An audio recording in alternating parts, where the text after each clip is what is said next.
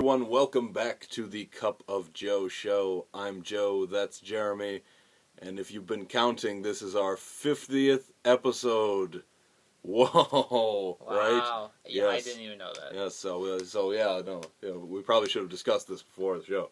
But, so if you've been watching for all 50 episodes, thank you. We appreciate it.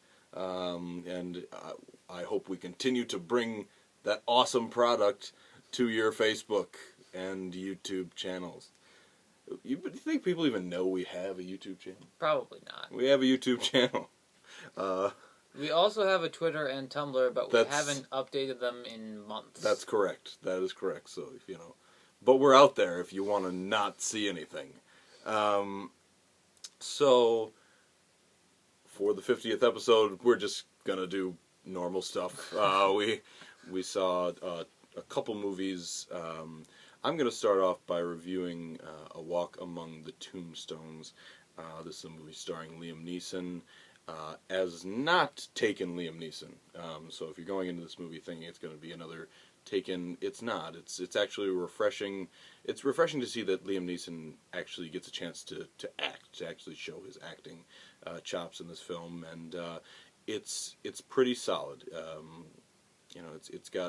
It's got an interesting plot. It's a little disturbing. It's a bit of a thriller. Not that much action. It's a lot of kind of edge of your seat drama, and it succeeds. It's pretty well done. It's obviously bolstered by the acting chops of Liam Neeson. And I don't know. Liam Neeson befriends a kid. I don't know the actor's name, but his name in the film is TJ, and he adds to the film. He's kind of cool. It's something about the film that I actually didn't expect. He provides some humor at times. He's very good.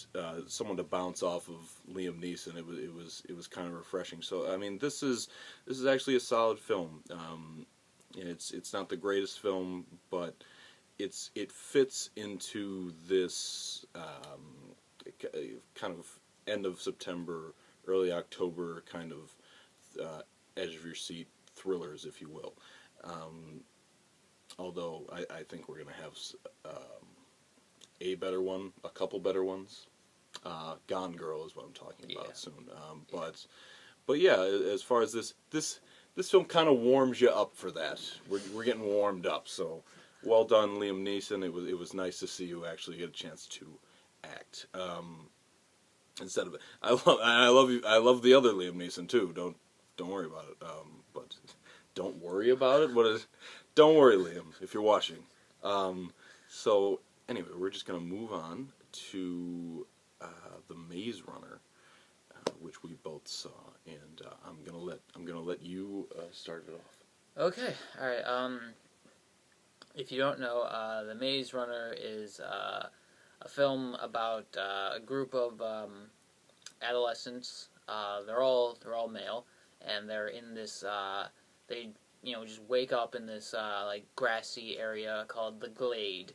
And outside the glade is a maze, and the maze shifts and changes all the time, and people try to go through the maze and find a way out before it closes at night, and they're trapped in there.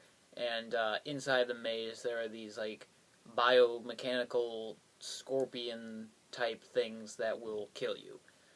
So that's the gist of it, and they try to make us, and they succeed in making a pretty decent society in the glade and everything.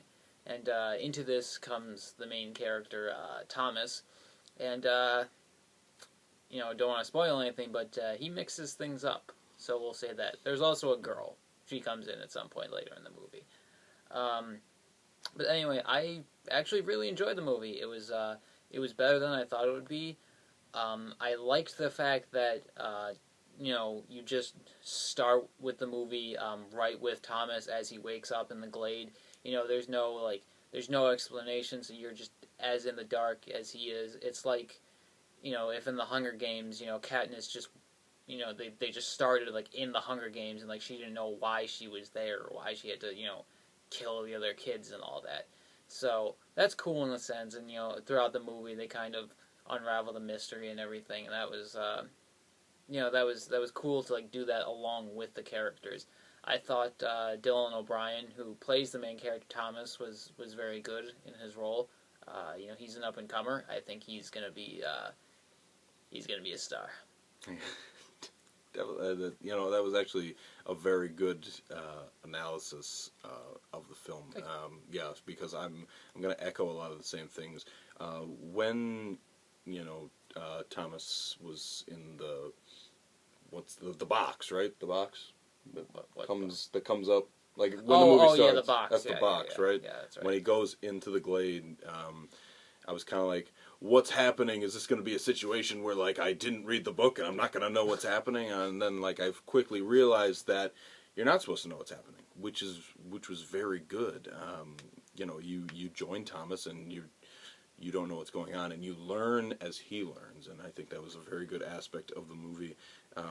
I really like this movie more than you did, but you liked it as well. I mean, it's not like, we actually, when the movie ended, I said, that was good, and Jeremy was like, well, it was good. I mean, I don't know if it was good, so if that gives you an idea how much both of us liked the movie, then that's great. So, yeah, I liked that. I thought it was very well acted. I thought it was a refreshing, return to these young adult movies actually being pretty good. Obviously we have the Hunger Games now, but we've had a lot of wannabes in between.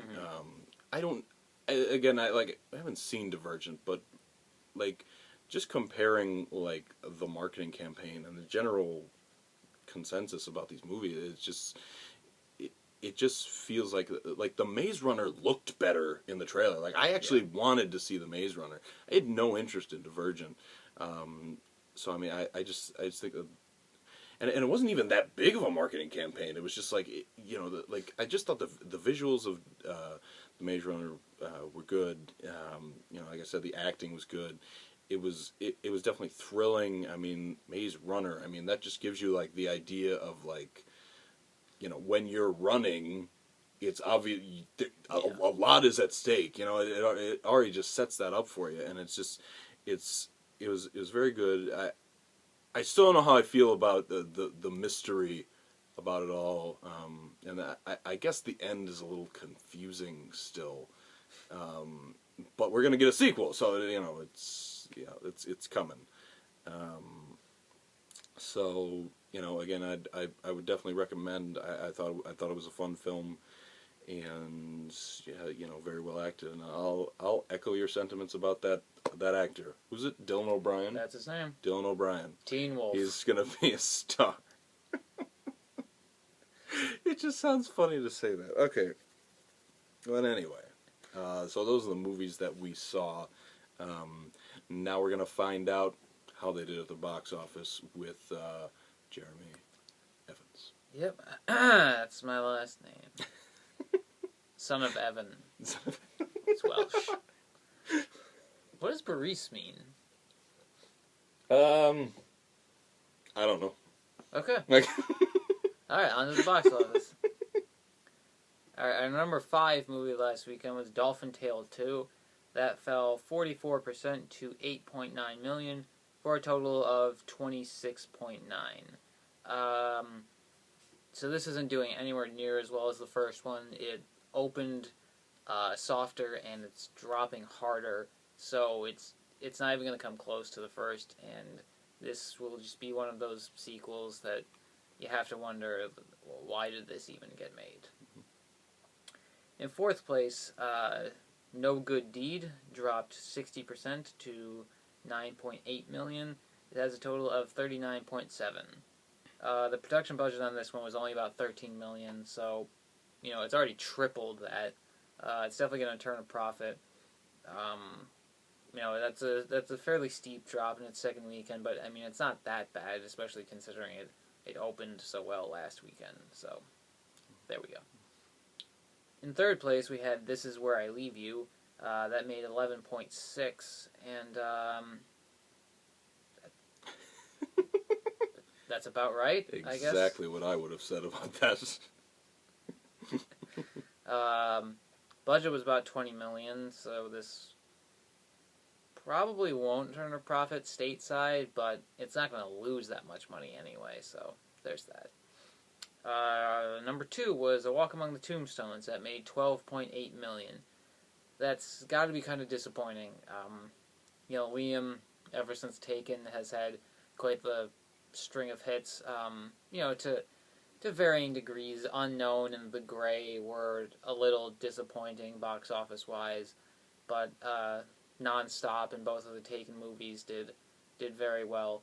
And this is just a major step down from all of those. I mean, The Grey was, I think, a little short of $20 million, and that was the lowest of his recent movies. So, yeah, but I think it the weaker debut is mostly because this movie just didn't seem to have, the hook of his other recent movies, and it just didn't look as ridiculous, which might be what people, want to see Liam in. And, The Grey had that thing where it's like, Liam Neeson, he's gonna punch a wolf! And, that's not what the movie was at all. So they totally misled people with that marketing campaign to get them in the movie theaters. Exactly. But the movie ended up being, much better than, him punching wolves, which was good. Mm-hmm. But anyway, our number 1 film of the weekend was The Maze Runner with $32.5 million. That's a pretty solid debut. It's obviously a lot better than, the young adult crap that we've gotten. A lot of those total flops. It's pretty noticeably off the 54 or 5 million debut of Divergent. It was mid-50s, something like that. And obviously nowhere near the upper tier of these movies like The Hunger Games and Twilight and Harry Potter and all that. But, it's still a solid opening, and it can definitely work with that, especially since, the studio was smart and really kept the budget under control. It's only $34 million. And, this seems like the kind of movie that, a studio might piss away like $100 million on in the budget, and you're like, why did they spend this much money? It happens a lot. So it's definitely good to keep budgets under control, which is even more impressive because, there was like a maze that was shifting and turning, and biomechanical scorpions, which were all CGI and everything. So good for them for being smart about that. I think the reception on The Maze Runner is pretty solid. It doesn't have too much competition coming up. I don't think it'll get to 100, but, if it could do, like, 80, 85-ish stateside and maybe, like, 120 overseas, that's $200 million worldwide, so that's a pretty good profit, and the sequel might be able to build on that. Right. I don't know, the thing that, I guess, I don't know if it annoyed me about the movie, but it was just like, I guess getting back to the Maze Runner was that it's just like, we're gonna be a franchise, and there's nothing you could do about it. And it was just like, basically what they do when that movie, like, ends. So, I mean, of course they're gonna greenlight a sequel. I mean, I don't know if I would have, I mean, based on what you said, it's fine. They could greenlight a sequel, and especially if they keep that production budget low, then they're fine. But it's like, I guess that was kind of a flaw of the film. It was just like, okay, it's gonna be a 2 and then a 3, and we're gonna split the last one into 2. All right. So, but let's see. It falls short of Divergent, obviously, because Divergent was much bigger. But I haven't seen Divergent, but I just can't imagine, Divergent being more interesting than The Maze Runner. Yeah, neither can I. Right? So, I guess moving to Walk Among the Tombstones, that is a disappointing total, and like you said, Going to the Gray is just, I feel like people just want to see Liam Neeson just be ridiculous, and I mean, that's all fine and good, but like there are better movies, like The Gray has been like the best of his movies since Taken. Yeah. Honestly. Yeah. But you get the sense that people were like, disappointed that it was a good movie. Right, right. That's just, and that's just weird because I mean, Liam Neeson is a great actor and he's great in The Gray, and oh my God, there's so many great things about The Gray. I really do like that movie. But yeah, I mean these movies and like a Walk Among the Tombstones, where you actually get a great Liam Neeson performance, is it goes down to like what, 12 million? Did you say? Opened to like 12. That's just disappointing because I mean these are solid films where he acts well, and it's just like people don't want to see that, and that's just sad to me. I don't know. Dolphin Tale 2. Harry Connick Jr. You couldn't do it this time. Yeah, I don't know why that movie was made, and I'm not quite sure why the first one was made. It's true. It's true. I love that fish. That was supposed to be Morgan Freeman. But anyway, I think that's a good transition. Let's go to the movies that are coming out this weekend, and let's start. I just want to get this out of the way. Let's just go to Box Trolls. All right, just okay. You talk about it. Okay, well, The Box Trolls is a movie by I believe it's pronounced Laika. Laika. It's Laika. Productions, which is the same studio that brought us Coraline and Paranorman. So if you like that whole thing, it's your kind of movie. I can see it being cute in a kind of like it's like that weird cute kind of thing. I don't know how to describe it, but it has a market and it has a niche. So. It'll probably do about the same as Coraline and Paranorman, so maybe like 12 million. It looks disturbing. It just looks disturbing. Like, what the heck are the Box Trolls? I'll just never like this genre of films. I just won't. So I don't want to do a disservice because there is a market for it. It's just not me. So that's all.